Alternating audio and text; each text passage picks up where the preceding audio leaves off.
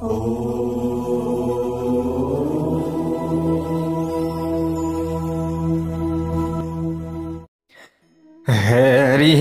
ओम। स्वस्ति श्री गणेशाय नमः। ओम नमो भगवते वासुदेवाय। ओम कृष्णाय वासुदेवाय हरये परमात्मने प्रणतक्लेशनाशाय गोविंदाय नमो नमः। जय बोलो भगवान श्री हरि नारायण को जय होस्।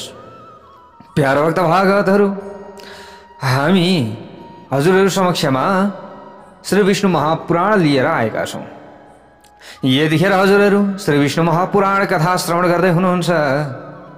आजको नयाँ भाग 51 मा तपाई हामी उपस्थित भएका छौं।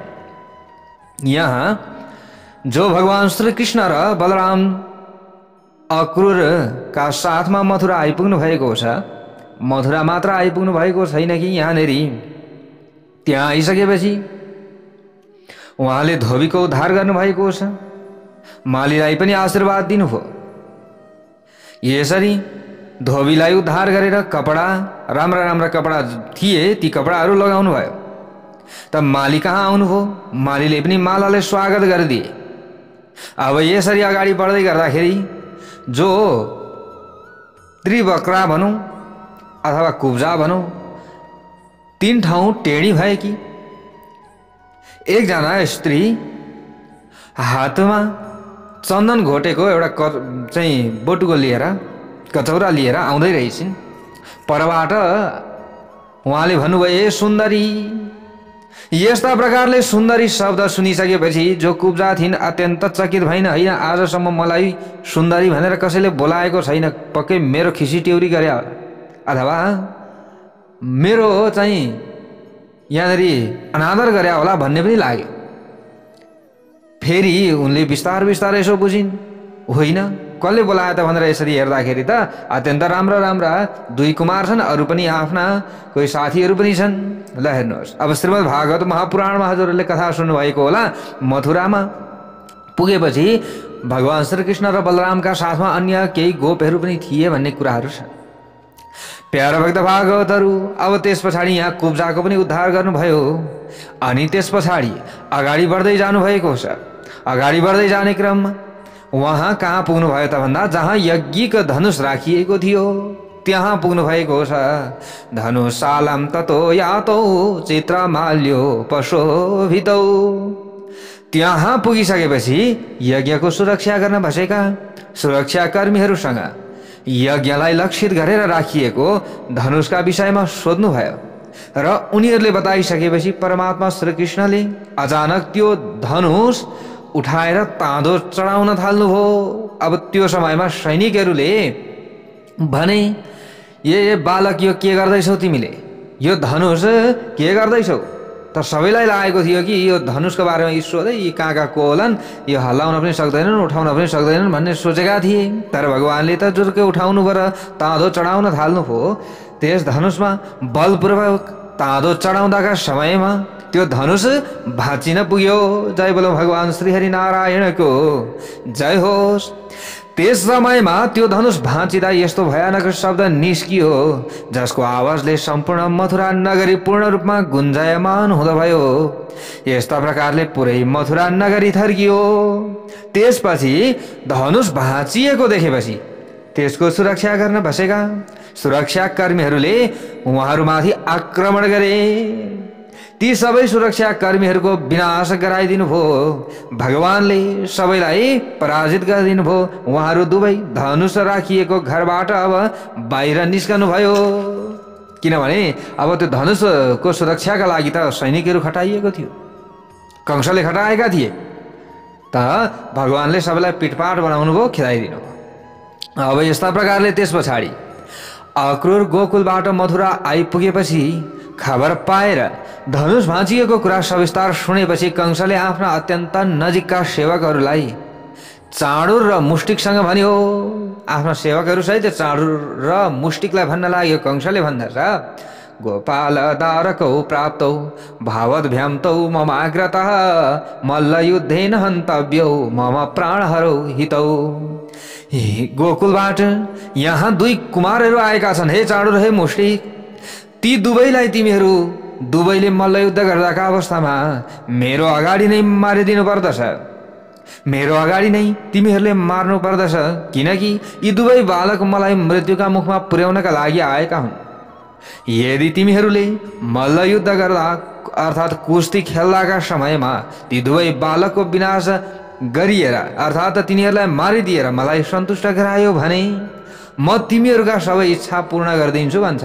यो दुष्टलाई हेर्नुहोस् है, म तिमीहरूको इच्छा पूर्ण गरिदिन्छु।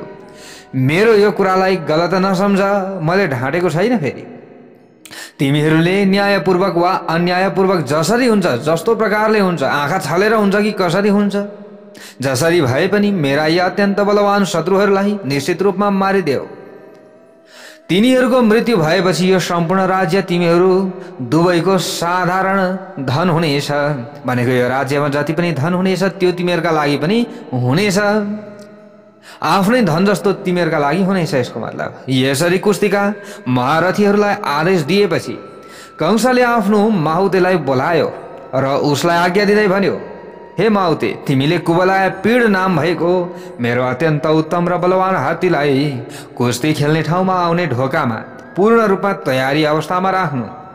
जब कुस्ती खेल्नका लागि ती दुई बालकहरू भित्र आउँदछन् त्यस समयमा त्यो हात्तीका माध्यमद्वारा तिनीहरूको विनाश गरिदिनु।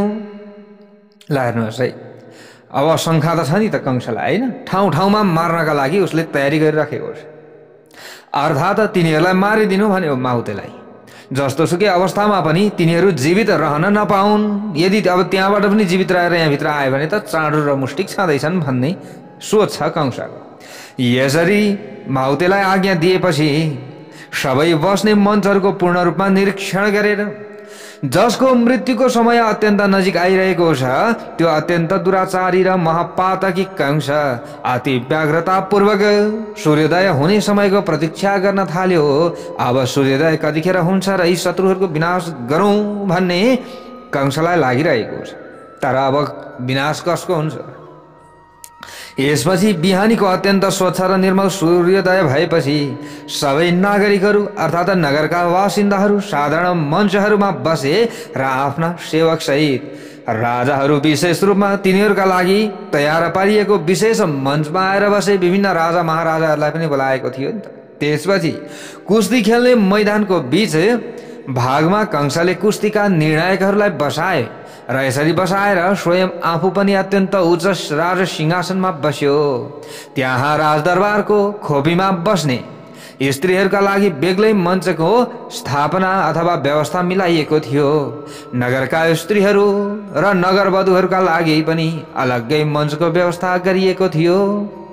अन्य केही अलग किसिमका मञ्चहरू बनाइएका थिए। ती मञ्चहरूमा नन्दगोप जस्ता गोकुलबाट त्यहाँ आएका गोपहरू एवं उनीहरूकै नजिकमा निर्मित मञ्चमा आनक दुन्दुभी वासुदेव र धर्मात्मा अक्रूर बस्नु भएको थियो। देवकी अनि अन्त अब देवी र जो देवकी पनि अन्त समयमा भए पनि आफ्नो पुत्र रत्नको मुखमण्डल राम्ररी हेरिरहँ भन्ने मनसायले अभिप्रेरित भएर नगरका स्त्रीहरूका बीचमा गएर बस्नु भएको थियो। देवी र देवकी यसरी गएर त्यहाँ बस्नु भएको थियो। त्यसपछि चारैतिर अत्यन्त मनमोहक किसिमले तुर्य नाम भएका बाजाहरू बज्न थाले। चाँडो र अत्यन्त उफ्रिएको र मुष्टिकले आफ्ना तिग्रा ठटाएको देखेर सबै दर्शकहरू हाहाकार गर्न थाले। अब यो खेल मैदानमा धेरैजनाको वेदनापूर्ण आवाज गुन्जन थाल्यो। यस समयमा माहुतेबाट पूर्ण रूपमा अभिप्रेरित भएको कुबलया पीड नाम भएको हात्तीलाई मारिदिएर त्यस हात्तीका दुवै दाराहरूलाई आफ्ना हातमा लिएर अत्यन्त हर्षित र गर्व सम्पन्न अतुलनीय शरीर भएका बलराम यस्तै प्रकारले श्री कृष्णले लीलापूर्वक ती दाँतहरू देखाउँदै मृगहरूका बीचमा सिंहका जसरी त्यस खेल मैदानमा प्रवेश गर्नुभयो। सिंह जसरी प्रवेश गर्छ त्यसरी नै दुवैजना त्यो खेल मैदानमा यसरी प्रवेश गर्नुभयो। त्यस समयमा सबै मञ्चहरूबाट अत्यन्त आश्चर्यमय किसिमबाट धेरैजनाको वेदनापूर्ण आवाज निस्कन थाल्यो। त्यहाँ अवस्थित भएका सबै दर्शकहरूलाई यिनै कृष्ण र यिनै बलराम हुन् भन्ने आवाज निस्कन थाल्यो, जसले पुतना नाम भएकी अत्यन्त भयानक राक्षसनीको पूर्ण रूपमा विनाश गर्नुभएको थियो। आफ्नो खुट्टाको बोडी औँलाले गाडालाई पार फ्याँकिदिनु भएको थियो। यस्तै प्रकारले जसले यमलार्जुनको रुखलाई जरासहित उखेलिदिनु भएको थियो, त्यो सबै कार्य गर्ने जो भगवान श्रीकृष्ण हुनुहुन्छ, भगवान श्रीकृष्ण उहाँ नै हुनुहुन्छ भन्दै सबैले उहाँको प्रशंसा कतिले गर्दैछन्, कतिले ए उहाँ नै हो भन्दै हेरिरहेका छन्। जसले बाल्य अवस्थामा नै अत्यन्त विषालु कालिया नागको फणामा चढेर नाच्नु भएको थियो, जसले 7 रात्रिसम्म गोवर्धन नाम भएको पर्वतलाई आफ्नो हातको एउटा औँलाले थेक्नु भएको थियो, उहाँ श्रीकृष्ण यहाँ नै हुनुहुन्छ अथवा उहाँ नै हुनुहुन्छ पक्कै पनि भन्दै हेरिराखेका छन्। जुन परमात्माले अत्यन्त दुष्ट स्वभाव भएको अरिष्टासुर धेनुकासुर केसीको पूर्ण रूपमा विनाश गर्नुभएको थियो, उहाँ साक्षात् परमात्मा आज यहाँ हाम्रो अगाडि आउनु भएको छ। सबैले उहाँ अच्युतको दर्शन गरौँ भन्दै मथुरावासीहरूले सबैले दर्शन गरिरहेका छन्। जुन उहाँका अगाडि अत्यन्त आकर्षक पुरुष रहनु भएको छ, उहाँ श्रीकृष्णका दाजु अत्यन्त पराक्रमी बलराम हुनुहुन्छ पक्कै पनि भनिरहेका छन्, जसले तरुणी स्त्रीहरूको मन एवं आँखाहरूलाई अत्यन्त आनन्दित बनाइदिनुहुन्छ। पुराणहरूका ज्ञाता विद्वानहरूका अनुसार विनाश हुनै लागेको यदुवंशको उद्धार उहाँ परमात्मा श्री गोपालले गरिदिनु हुनेछ, त्यो वंशलाई जीवित राखिदिनु हुनेछ। उहाँ श्रीकृष्ण सबै प्राणीका हृदयमा अवस्थित र सबैको कारण स्वरूप परमात्मा श्री विष्णुको अंश हुनुहुन्छ। उहाँले निश्चित रूपमा पृथ्वीको भार हरण गर्नका लागि मृत्युलोकमा अवतार लिनुभएको हो भनेर कतिलाई त थाहा छ, कतिले भनिरहेका छन्। हेर्नुहोस्, जुन समयमा मथुराका बासिन्दाहरू अत्यन्त पराक्रमी बलराम र परमात्मा श्रीकृष्णका विषयमा यसरी बताइरहेका थिए, त्यस समयमा अत्यन्त स्नेहका कारणले गर्दा देवी देवकीका स्तनबाट दूध खस्न थाले। हेर्नुहोस् है प्यारो भक्त भागवतहरू, देवी जो देवकी हुनुहुन्छ उहाँ अत्यन्त प्रसन्न हुनुभएको छ। ओहो, मेरो छोरालाई देख्न पाएँ। यो समयमा अब वृद्ध भइसकेका जो भइसकेकी देवकी हुनुहुन्थ्यो, उहाँको स्तनबाट पनि दूध खस्न थाल्यो। उनको हृदय अत्यन्त चिन्तित भयो।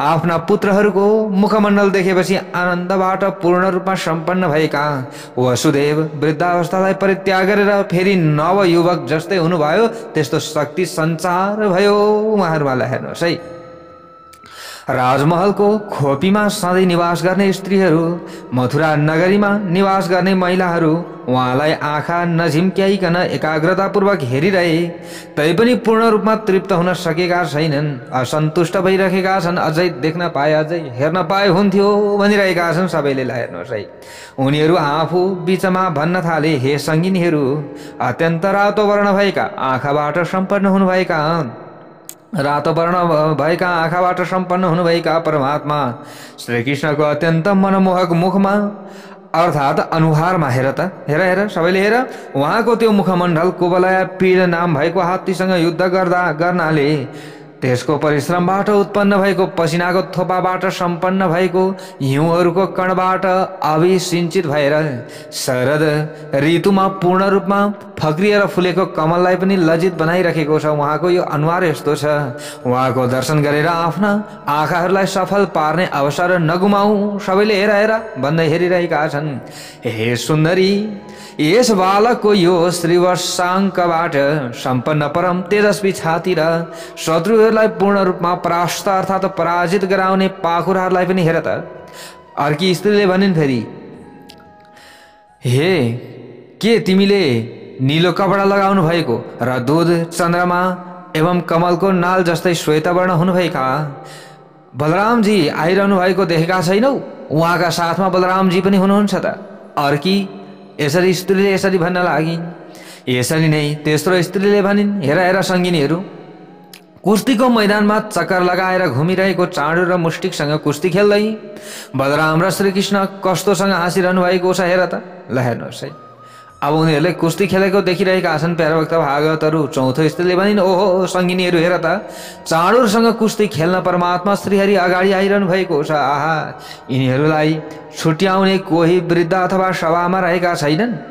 पक्कै पनि यी त कलिला छन्, यी चाँडु र मुष्टिक त बलवान छन्। पक्कै काहीँ केही पो भइहाल्छ कि यो छुट्याउन आउने कोही भए पनि हुन्थ्यो, यस्तो सोचिरहेका छन्। कहाँ भर्खरै यौवन अवस्थामा प्रवेश गर्न लागेका सुकोमल शरीर भएका परमात्मा श्रीकृष्ण, उहाँ ब्रजका समान अत्यन्त कठोर शरीर भएको यो अत्यन्त वज्रका जस्तै समान कठोर शरीर भएको यो अत्यन्त शक्तिशाली दैत्य अर्थात् असुर, यिनीहरू दुवैका बीचमा कुस्ती हुन उपयुक्त हुँदैन, किनकि यी दुवै व्यक्ति अत्यन्त सुन्दर एवं नव यौवनबाट सम्पन्न रहेको हुनुहुन्छ। यो कुस्तीको मैदानमा यी चाँडु जस्ता दैत्य कुस्तीका खेलाडीहरू अत्यन्त भयानक रहेका छन्। यो कुस्तीका आयोजना र व्यवस्थापन अनि मूल्याङ्कन गर्नेले अत्यन्त अन्याय गरिराखेका छन्। यो कसले आयोजना गरेका हुन्, यस्तो उनीहरूलाई लागिरहेको छ। जसले मूल्याङ्कन गर्दा अर्थात् मध्यस्थ भएर पनि कसरी बालक र बलवानका बीचमा हुने यो कुस्तीलाई नदेखे जस्तो गरिरहेका छन्, अर्थात् त्यसमा ध्यान दिएका छैनन्। मथुरा नगरीका स्त्रीहरूले आफूहरूका बीचमा यसरी कुराकानी गरिरहेका छन्। यसरी कुराकानी गरिरहेको उस समयमा परमात्मा श्रीकृष्ण आफ्नो कम्मरलाई बलियोसँग बाँधेर दर्शकहरूका बीचमा पृथ्वीलाई हल्लाउँदै थर्काउँदै अत्यन्त बहादुरीपूर्वक कुस्तीको मैदानतिर दौडनु भयो। अब त्यस पछाडि अत्यन्त पराक्रमी बलराम पनि आफ्नो अत्यन्त बलवान हातहरू ठोक्दै अत्यन्त मनमोहक भावपूर्वक उफ्रिनु भयो। त्यस समयमा उहाँका पदमा पृथ्वीमा चिरा परेका छन्। यही अत्यधिक आश्चर्यको विषय हो। त्यस समयमा असीम शक्तिका अधिपति परमात्मा श्रीकृष्ण चाँडुरसँग कुस्ती खेल्न थाल्नुभयो। कुस्तीमा अत्यन्त सिपालु मुष्टिक पनि बलरामसँग कुस्ती खेल्न थाल्यो, अर्थात् दुवै पक्षका बीचमा अत्यन्त भयानक युद्ध आरम्भ हुन गयो। परमात्मा श्रीकृष्णले एक आपसमा भिडेर अलग भएर जमिनमा पछारेर उफ्रिएर मुड्किएर वज्रका समान कुइनाले हिर्काएर खुट्टाले हिर्काएर र एक अर्काको अङ्गलाई परस्परमा घोटेर युद्ध गर्दा अत्यन्त त्यहाँ रोमाञ्च देखियो। कुस्ती खेल्न आरम्भ यसरी गरिरहनु भएको छ। यस प्रकार त्यस समयमा परमात्मा श्रीकृष्ण र चाँडुरका बीचमा अत्यन्त भयानक युद्ध अर्थात् कुस्ती आरम्भ हुन लाग्यो। यस प्रकार त्यो सामाजिक उत्सवका अवसरमा केवल प्राण शक्ति र बलबाट सम्पन्न हुने उहाँहरू दुवैका बीचको युद्ध कुस्ती अत्यन्त भयानक र कठोर भए तापनि शत्रु बिनाको युद्ध अर्थात् कुस्ती भयो। चाँडुरले जति जति परमात्मा श्रीकृष्णसँग कुस्ती खेल्दथ्यो त्यति उसको प्राण शक्ति क्रमबद्ध रूपमा क्षीण हुँदै गयो, ऊ कमजोर हुँदै गइरहेको छ। जगतमय परमात्मा श्रीकृष्ण पनि अत्यन्त परिश्रम र क्रोधका कारणले गर्दा आफ्नो शिरमा लगाउनु भएको आभूषण अर्थात् कल्कीलाई कमाउँदै अत्यन्त लीलापूर्वक चाँडुरसँग युद्ध गर्न अर्थात् कुस्ती खेल्न थाल्नुभयो। यस युद्धमा कुस्तीमा चाँडुरको बल विनाश हुँदै गएको र परमात्मा श्रीकृष्णको बलमा अत्याधिक मात्रामा वृद्धि भइरहेको अत्यन्त क्रोधित भएको देखेर कंसले त्यहाँ बजिरहेका सबै बाजा गाजाहरू बन्द गराइदियो। ए बन्द गराओ। कंसले अब हेर्न लाग्यो, थाहा पाउन लाग्यो, होइन चाँडु र मुष्टिक गलिरहेका छन्, यी दुवै वीरहरू त अझ बलपूर्वक युद्ध गरिरहेका छन् अथवा कुस्ती खेलिरहेका छन्। यसपछि युद्ध अर्थात् कुस्ती भइरहेको मैदानमा बजिरहेका मृदङ्ग, तुर्य अनि तुरै बाजा बन्द भएपछि आकाशबाट अनेकौं किसिमका तुरै बाजा एकैपटक अर्थात् संयुक्त रूपमा बज्न थाले। त्यसपछि देवताहरूले अत्यन्त हर्ष विभोर हुँदै अलक्षित अर्थात् अदृश्य भावपूर्वक भन्न थाले, हे गोविन्द तपाईको जय होस्, जय गोविन्द चाँडुरम जय केशव दानवम, तपाईको जय होस् हे प्रभु, हे केशव। हजुरले अत्यन्त चाँडै यो चाँडुर नाम भएको दानवलाई मारिदिनुहोस्। परब्रह्म परमात्मा श्री मधुसूदन निकै लामो समयसम्म चाँडुरका अगाडि लीला मात्र गरिरहनु भएको थियो। त्यसपश्चात त्यसको वध गर्ने लक्ष्यका साथ पूर्ण रूपमा तयार भएर चाँडुरलाई उचालेर फन फन फन फन फन घुमाउन लाग्नुभयो। त्यसपछि सम्पूर्ण शत्रुहरूका विनाशकर्ता परमात्मा श्री कृष्णले त्यो दैत्य मल्ललाई सयौं पटक घुमाइदिनु भएकाले त्यो आकाशमा नै निर्जीव भइसकेको थियो।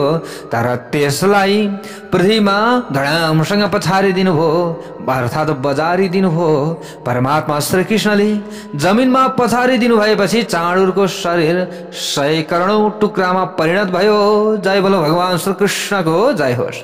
त्यस समयमा उसको शरीरबाट निस्किएको रगतले सम्पूर्ण पृथ्वी हिलाम्य भएको थियो, अर्थात् पूर्ण रूपमा भिजेको थियो। जसरी परमात्मा श्रीकृष्णले चाँडुरसँग कुस्ती खेल्नु भएको थियो, त्यसरी नै अत्यन्त पराक्रमी बलरामले पनि मुष्टिकसँग युद्ध गर्न अर्थात् कुस्ती खेल्न थाल्नु भएको थियो। बलरामले पनि उसको टाउकोमा मुड्किलेर छातीमा लात्तीले प्रहार गर्नु भएर उसलाई पृथ्वीमा पछारिदिएर त्यसलाई यसरी दल्नुभयो, जसले गर्दा उसको तत्कालै त्यही मृत्यु हुन गयो। त्यस पछाडि परमात्मा श्रीकृष्णले अत्यन्त शक्तिशाली कुस्तीको खेलाडी तोसललाई बायाँ हातको मुड्कीले हानेर पृथ्वीमा ढालिदिनु भयो। त्यसलाई पूर्ण रूपमा बेहोस बनाइदिनु भयो। वरिष्ठ अब कुस्ती खेलाडी चाँडुर, मुष्टिक र तोसलको वध भइसकेको देखेपछि त्यहाँ उपस्थित भएका अन्य सबै किसिमका कुस्तीका खेलाडीहरू कुस्तीको मैदानलाई पूर्ण रूपमा परित्याग गरेर त्यहाँबाट भाग्न लागे। सबै लु बचाओ बचाओ, ज्यान बचाओ, अब काम छैन। अब कंसले कुस्ती खेल्न जा भनिहाल्छ, त्यहाँ गयो मरिहालिन्छ। सबै भाग्न लागे। त्यसपछि परमात्मा श्रीकृष्ण र अत्यन्त पराक्रमी बलराम आफ्ना दौतरी अर्थात् समकक्षी गोपकुमारहरूलाई आफूतिर तानेर उनीहरूसँग आलिङ्गन गर्दै अत्यन्त हर्षविभोर एवं आनन्दित हुनुभयो। त्यसपछि कंसले अत्यन्त क्रोधित भएर आफ्ना आँखा राता राता पार्दै त्यहाँ भेला भएका मनुष्यहरूसँग भन्यो, अरे अरे, यस समाजमा यी दुवै बाल गोपालहरूलाई बलपूर्वक बाहिर निकाल्द्याओ, यसलाई बाहिर निकाल्द्याओ, बाहिर निकाल्द्याओ। यस पापी नन्दलाई फलामको सिक्रीले बाँधिद्याओ।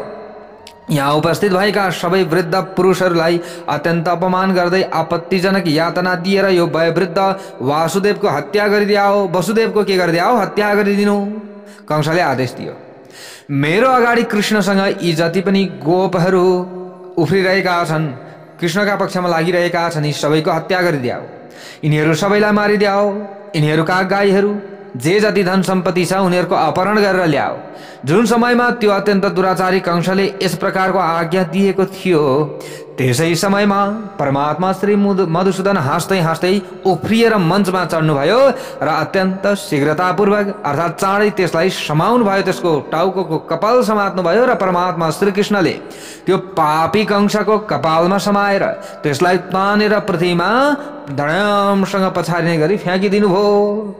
त्यसमाथि स्वयं आफू पनि माथिबाट धडामसँग हाम फाल्नुभयो। यस समयमा उसले शिरमा लगाएको मुकुट भुइँमा जमिनमा खसिसकेको थियो। यो सम्पूर्ण जगतका परम आधार परब्रह्म परमात्मा श्रीकृष्ण उफ्रिएर उमाथि चढ्नु भएपछि तत्कालै उग्रसेनको पुत्र कंसले आफ्नो प्राणलाई परित्याग गर्यो। जय बोलो भगवान श्रीकृष्णको जय होस्। त्यसै समयमा उसको मृत्यु भयो। त्यसपछि साक्षात् परब्रह्मा परमात्मा श्रीकृष्णले त्यो मृतक कंसको कपालमा समाएर त्यसको मृत शरीरलाई कुस्ती खेलेको मैदानमा तान्न थाल्नुभयो। अब कसैलाई सबैलाई विश्वास भयो त यति सजिलै यो कंस मर्छ होला भन्ने भयो त? कसैलाई पनि विश्वास भएको छैन। त्यसैले यो विश्वास दिलाउनका लागि खुट्टाबाट तानेर हातबाट तानेर घुमाउन लाग्नुभयो। त्यो दुराचारी कंसको मृत शरीर अत्यन्त गरुङ्गो थियो। त्यसकारण त्यसलाई घिसार्दाका समयमा भयानक रूपमा पानी पर्दाका अवस्थामा उत्पन्न भएको अर्थात् बनेको खोल्सो जस्तै पृथ्वीमा एउटा खोल्सो बन्न लाग्यो। परब्रह्म परमात्मा श्रीकृष्णले यस प्रकार कंसलाई समाउनु भएपछि उसको भाइ सुमालीले अत्यन्त क्रोधित भएर आक्रमण गर्न लाग्यो। तर अत्यन्त पराक्रमी बलरामले लीलाका माध्यमद्वारा त्यसको विनाश गरिदिनु भयो, अर्थात् त्यसलाई मारिदिनु भयो। यस प्रकार अत्यन्त अपमानजनक किसिमबाट मथुरा नरेश कंसको मृत्यु भएको देखेपछि त्यो कुस्तीको मैदानमा उपस्थित भएका सबै नगरवासीहरूका जो आँखा छन्, यी आँखा हर्षले विभोर हुन लागे। कोलाहल मचियो। नगरवासीहरूमा कतिमा कति हर्षित भए। उनीहरू अत्यन्त आत्तिएर हाहाकार गर्न थाले। त्यसपछि परब्रह्मा परमात्मा श्रीकृष्ण र अत्यन्त पराक्रमी बलरामले देवी देवकी र आनकदुन्दुभी वसुदेवको सामिप्यमा गएर उहाँहरूका चरणको स्पर्श गर्नुभयो अर्थात् चरण समाउनु भयो। ल हेर्नुहोस् प्यारा भक्त भागवतहरू, यहाँनिर यस्ता कुराहरू बताइएको छ, ज्ञानवर्धक कथाहरू छ।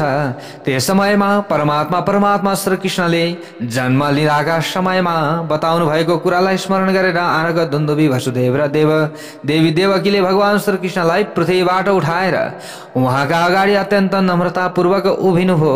हे प्रभु, उभिएर भन्नुभयो, हे प्रभु, अब तपाईँ हामीबाट प्रसन्न भइदिनुहोस्। हे केशव, तपाईँले अत्यन्त दुखी एवं पीडित भएका देवताहरूलाई जुन वरदान दिनुभएको थियो त्यो आज हामी माथि कृपा अर्थात् दया गरेर पूर्ण गरिदिनु भएको छ। हे मेरो भगवान, हजुरले मद्वारा गरिएको आराधनालाई स्वीकार गरिदिनु भएर दुष्टहरू एवं दुराचारीहरूको विनाश गर्नका लागि जुन मेरो घरमा जन्म ग्रहण गर्नुभएको छ, आउनु भएको छ, त्यसको प्रभावले गर्दा मेरा कुल अत्यन्त पवित्र भएका छन्। हजुर सम्पूर्ण प्राणी मात्रमा व्यापक भएर रहनु भएको छ। हे प्रभु, सम्पूर्ण प्राणी मात्रका हृदयमा अर्थात् अन्तरात्मामा विराजमान हुनुहुन्छ। हे धर्मात्मा, हे सर्वात्मा, भूत र भविष्य पनि हजुरबाटै प्रवृत्त हुन्छन्। हे सर्व देवमय, हे अच्युत, हे अचिन्त्य, सबै किसिमका यज्ञहरूबाट हजुरकै उपासना गरिन्छ। हे परमेश्वर, हजुर नै यज्ञ गर्नेहरूको याचक अर्थात् यज्ञ गराउने पुरुष, यज्ञ स्वरूप पनि हजुर नै हुनुहुन्छ। हे जनार्दन, हजुर त सम्पूर्ण जगतको उद्गम स्थल अर्थात् उत्पन्न हुने स्थान हुनुहुन्छ।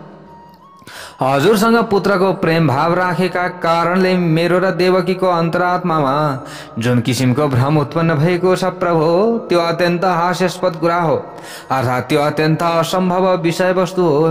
हजुर सम्पूर्ण प्राणीहरूको उत्पत्ति गर्दा एवं आदि र अन्तबाट पूर्ण रूपमा रहित हुनुहुन्छ प्रभु। कहाँ हजुर? अनि हजुरलाई आफ्नो पुत्र मानेर सम्बोधन गर्ने मेरो जिब्रोको सामर्थ्य कहाँ छ? यो कल्पना गर्न सकिन्न अर्थात् यो कहिले पनि सम्भव हुन सक्दैन। जगन्नाथ, जुन हजुरबाट यो सम्पूर्ण जगत उत्पन्न भएको छ, हे प्रभु, त्यही हजुर हाम्रो घरमा पुत्रका रूपमा उत्पन्न हुनु भएको छ। हे प्रभु, यो माया शक्तिको प्रभाव नभएर अरू के हुन सक्दछ र? हे हजुर, हे मेरो भगवान, जुन परमात्माको एउटा अत्यन्त सूक्ष्म अंशमा यो सम्पूर्ण स्थावर एवं जङ्गम अनि जगत अवस्थित रहेको छ, वहाँ परमात्मा गर्भाशयमा र काखमा सुत्ने मनुष्य कसरी हुन सक्नुहुन्छ? म त यो आश्चर्य मानिरहेकी छु। देवकीले पनि यसरी भन्दै हुनुहुन्छ, अर्थात् यो सबै असम्भव छ। हे परमेश्वर, हजुर मसँग प्रसन्न भइदिनुहोस् र आफ्नो अंश अवतारबाट पूर्ण संसारको पालन पोषण गरिबक्सनुहोस्। हजुर मेरो पुत्र होइन। हे ईश्वर, पर ब्रह्मादेखि भूषणासम्म यो सम्पूर्ण संसार हजुरबाटै उत्पन्न भएको छ। त्यसकारण हजुरले हामीलाई किन भ्रमित अर्थात् आफ्नो योग मायाको प्रभावमा पारिरहनु भएको छ? हे निर्भय पुरुष, तपाईँ मेरो पुत्र हुनुहुन्छ। हुन त तपाईँ मेरो पुत्र मात्र होइन, तर मेरो पुत्र पनि हुनुहुन्छ। फेरि यो मायाबाट मोहित भएर अर्थात् मायाको नियन्त्रणमा परेका कारणले म कंसदेखि अत्यन्त भयभीत भएँ। त्यही भयबाट अत्यन्त चिन्तित भएर मैले हजुरलाई गोकुलमा पुर्याएको थिएँ। तपाईँ त्यहीँ बसेर यो उमेरको हुनुभयो।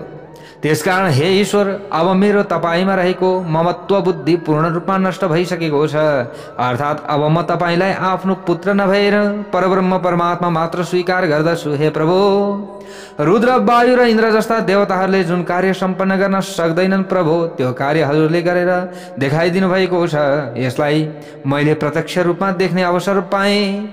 हे परमात्मा, हजुरले सम्पूर्ण जगतको कल्याण गर्नका लागि श्री विष्णुको अंशबाट अवतार लिनुभएको हो। मलाई यस कुराको यथार्थ ज्ञान प्राप्त भइसक्यो। यसैले मेरो अन्तरात्मामा रहेको मोह पूर्ण रूपमा नष्ट भएको छ। हे प्रभु, यसरी वसुदेवजीले पनि प्रार्थना गर्दै हुनुहुन्छ। तौ समुत्पन्न विज्ञानौ भगवत कर्म दर्शनात्। ल हेर्नुहोस् है प्यारा भक्त भागवतहरू, आफ्ना अत्यन्त अद्भुत र अलौकिक कर्महरूलाई देखिसकेपछि आनकदुन्दुभी वसुदेव र देवी देवकीलाई तत्त्वज्ञान प्राप्त भइसकेको जानिसकेपछि परब्रह्म परमात्मा श्री कृष्णले यदुवंशीहरूलाई पूर्ण रूपमा मोहित गराइदिनु भएको छ र गराइदिनका लागि आफ्नो वैष्णवी मायालाई विस्तार गरिदिनु भयो। किनभने उहाँले विचार गर्नुभयो कि पक्कै पनि मलाई त परमात्मा ठान्नु भएको छ, म त पुत्र भएर आएको छु। अब पुत्र भएर आएको छु, आमा बुवाको ममत्वलाई प्राप्त गर्नु छ मैले त उहाँले मायालाई विस्तार गरिदिनु हो। त्यस पछाडि परमात्मा श्रीकृष्णले भन्नुभयो, हे पिताश्री भनेर सम्बोधन गरिहाल्नुभयो। हे माताश्री, म र बलराम हामी दुवै कंशबाट अत्यन्त भयभीत हुँदै लुकिरहनु परेकाले हजुरहरूको दर्शन गर्नका लागि धेरै दिनदेखि अत्यन्त उत्सुक भएका थियौँ। तर आज मात्र हजुरहरूको दर्शन गर्ने अवसर प्राप्त भयो हो। हामी भाग्यमानी छौँ। साधु सज्जन पुरुषहरूको जुन समय आफ्ना मातापिताको सेवा वा पूजा नगरी व्यतीत हुन्छ अर्थात् बित्दछ, त्यस पुरुषको आयुको त्यो भाग व्यर्थ नै हुन्छ भनेर बताइएको छ। हे माता, हे पिता, त्यो अवधिको आयुको कुनै अर्थ रहँदैन। हे पिताश्री, गुरु ब्राह्मण देवता र मातापिताको पूजा वा सेवा गरिरहनाले मात्र शरीरधारीहरूको जीवन सफल हुन्छ अर्थात् उसको जन्म सफल हुन्छ। त्यसकारण हे पिताश्री, कंसको पराक्रम र प्रसिद्धिका कारणले गर्दा अत्यन्त भयभीत भएका अर्काका अधीनमा रहेका हामीबाट अर्थात् मबाट जे जस्तो अपराध भएको छ त्यसलाई क्षमा गरिदिनु होला। अब हेर्नुहोस् प्यारो भक्त भागवतहरू, इतुक्त्वाथ प्रणम्यो भो यदो वृद्धाननुक्रमात्। अत्यन्त पराक्रमी बलराम र परमात्मा श्रीकृष्णले आफ्ना जन्मदाता मातापितालाई प्रणाम गर्नुभयो। त्यसपछि क्रमबद्ध रूपमा सबै यदुवंशी वृद्धहरूलाई यथायोग्य अभिवादन गर्दै नगरवासीहरूको पनि सम्मान गर्नुभयो। अब कंसको त मृत्यु भइसकेको। त्यस समयमा त्यो अत्यन्त दुराचारी कंसका पत्नीहरू र माताहरू पृथ्वीमा लडिरहेको मृतक कंसको शरीरलाई घेरेर दुःख र शोकबाट परिपूर्ण भएर अलाप विलाप गर्न थाले त्यो समयमा। ल हेर्नुहोस्, त्यसपछि परमात्मा श्रीकृष्णले पनि अत्यन्त पश्चाताप गर्दै व्याकुल भएर स्वयंले पनि आँखाहरूमा आँसु भरेर अश्रुपूर्ण आँखा पार्दै उनीहरूलाई अनेकौं किसिमबाट सान्त्वना दिनुभयो अर्थात् उनीहरूलाई सम्झाउनु भयो। परमात्मा श्रीकृष्णबाट राज्याभिषेक अर्थात् जो राज्याभिषेक सम्पन्न भइसकेपछि यदुश्रेष्ठ उग्रसेनले अब किनभने अब फेरि उग्रसेन राजा हुनुभएको छ। उग्रसेनले आफ्नो पुत्र कंस एवं अन्य जति मनुष्यहरू त्यहाँ मारिएका थिए तिनीहरू सबैको अन्तिम संस्कार सम्पन्न गरिदिनु हो। अन्तिम संस्कार भइसकेपछि राज सिंहासनमा विराजमान हुनुभयो। अनि राजा उग्रसेनसँग परमात्मा श्रीहरिले भन्नुभयो, हे विभो, मैले गर्न सक्ने किसिमको जुन सेवा छ हे प्रभु त्यो निसङ्कोचतापूर्वक मलाई बताइदिनुहोस् अथवा आज्ञा दिनुहोस् हे प्रभु। ययातिले श्राप दिएका कारणले गर्दा हुन त हाम्रो वंश राज्यको उत्तराधिकारी हुन सक्दैन, तथापि म सेवाको उपस्थित रहँदा राजाहरूको त कुरै नगरौँ। हजुरले देवताहरूलाई पनि आज्ञा दिन सक्नुहुन्छ अर्थात् हजुरमा राजाहरूलाई मात्र नभएर देवताहरूलाई पनि आज्ञा दिने सामर्थ्य रहेको छ हे प्रभु। त्यस पछाडि जगतको कार्य सिद्धिका लागि अर्थात् संसारका धर्मको स्थापना गराउनका लागि मनुष्य शरीर धारण गर्नुभएका परमात्मा श्रीकृष्णले वायुको स्मरण गर्नुभयो। जो यसरी उग्रसेनले भनेपछि र वायुको स्मरण गर्नुभयो। त्यस पछाडि वायु जस्तै अब वायु त्यसै समयमा जस्तै प्रकारले जब स्मरण गर्नुभयो त्यसै समयमा त्यहाँ उपस्थित भए अथवा आए। त्यसपछि परमात्मा श्रीकृष्णले वायुसँग भन्नुभयो, हे वायु, तिमीले इन्द्रका नजिकमा गएर भन कि हे इन्द्र, तिमीले घमण्ड गरिरहनु पर्ने कुनै आवश्यकता छैन। तिमीले आफ्नो सुधर्मा नाम भएको सभारूपी रत्न राजा उग्रसेनलाई देऊ अर्थात् प्रदान गर। परमात्मा श्रीकृष्णको आज्ञा अनुसार यो सुधर्मा सभा नाम भएको अत्यन्त सर्वोत्तम रत्न राजाहरूका लागि योग्य छ।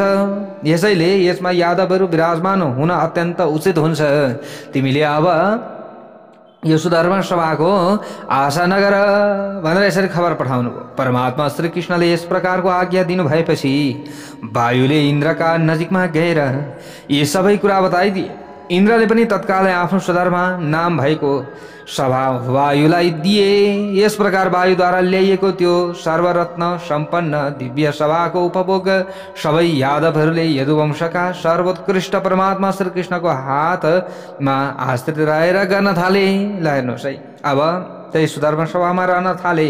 त्यसपछि सम्पूर्ण ज्ञान विज्ञानमा पारङ्गत अर्थात् पूर्ण रूपमा सिपालु सर्वज्ञान सम्पन्न भए तापनि वीर पुरुष श्रीकृष्ण र बलराम दुवै गुरु शिष्यको सम्बन्ध स्थापित गर्न र यो परम्परालाई सुरक्षित राख्नका लागि काशीमा उत्पन्न भएका अवन्तीपुरीमा निवास गरिरहनुभएका सान्दीपनी जो गुरु हुनुहुन्छ, सान्दीपनी गुरु मुनिका सामिप्यमा अर्थात् आश्रममा जानुभयो ज्ञान लिनका लागि। अब पढ्न पर्यो, ज्ञान आर्जन गर्नु पर्यो र गुरु पनि थाप्नु पर्यो। यसको मतलब ल हेर्नुहोस् है, भगवान् श्रीकृष्णले पनि सान्दीपनी जो ऋषि हुनुहुन्थ्यो उहाँलाई गुरु मान्नु भएको छ। हुन त सर्वव्यापक सबै जान्ने हुनुहुन्थ्यो, तर पनि किन गुरु मान्नु पर्यो? ल हेर्नुहोस्, हामीले पनि सही जानेर गुरु मान्न सक्यौँ भने हाम्रो कल्याण हुने रहेछ भन्ने कुराको ज्ञान पनि यहाँबाट हामीले प्राप्त गर्छौँ। तर आजभोलि त संस्थाका नाममा विभिन्न गुरुहरू बनेका छन्। ल हेर्नुहोस्, हाम्रो संस्थामा आउनुहोस् है तपाईँ मुक्त हुनुहुन्छ, हाम्रो संस्थामा आउनुहोस् म मन्त्र प्रदान गर्छु तपाईँ चाहिँ मुक्ति हुनुहुन्छ। कुनै संस्थामा गएर गुरुसँग जोडिने बित्तिकै मुक्ति भइहाल्ने हो र? धेरै गाह्रो छ, बोले यस्तो छैन। अब अचेल त यस्तो सिस्टम, यो सबै कुप्रथा चलिरहेको छ अनि हामी पनि त्यस्तैमा आकर्षित भएका छौँ, जान्छौँ। गुरुहरूलाई कुनै चाहिँ संस्थाको आवश्यकता, धेरै ठुलो संस्था लिएर चाहिँ त्यहाँनिर आबद्ध भएर अरू भक्तहरूलाई चाहिँ मन्त्र दिइरहनु पर्ने आवश्यकता छ र? त आफू योग्य भइसकेपछि आफै भक्तहरू आइहाल्नुहुन्छ। यो कुरा छ। त्यसैले अलिकति यी कुराहरूलाई पनि चिन्तन मनन गर्दै अगाडि बढौँ भन्दै अब भोलि हामीले अन्य कथाहरू श्रवण गर्नेछौँ।